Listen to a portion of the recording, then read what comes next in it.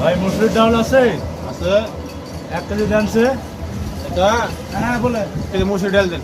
চিন্তা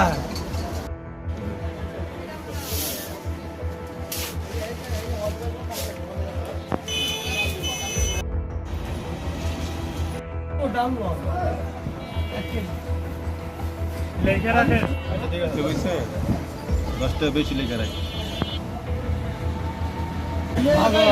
1 কেজি ডাল দিয়ে দিলাম 900 150 200 গ্রাম কম। এদিকে হইলো হেট বেটা বল না তুই ব্যবসা বুঝাস না আমি বুঝি।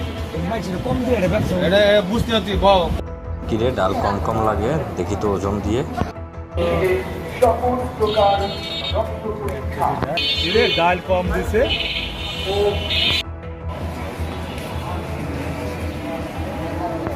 ভাই ডাল কম দিছেন কেন? না কি আর কম? হ্যাঁ ভাই ডাল কম আছে এখানে। 1 কেজি ডাল হয় না, 150 গ্রাম কম হয়।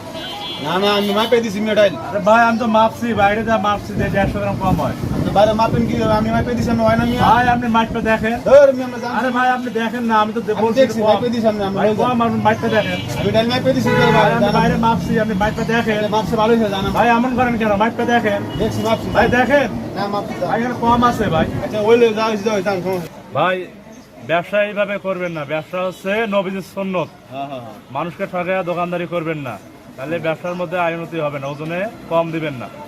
হ্যাঁ বুঝছি জান আমি জান ব্যবসা আমার শিখা লাগতো না। আমি ব্যবসা 10 বছর ধরে ব্যবসা করতেছি। তুমি জানেন তো জান জান জান।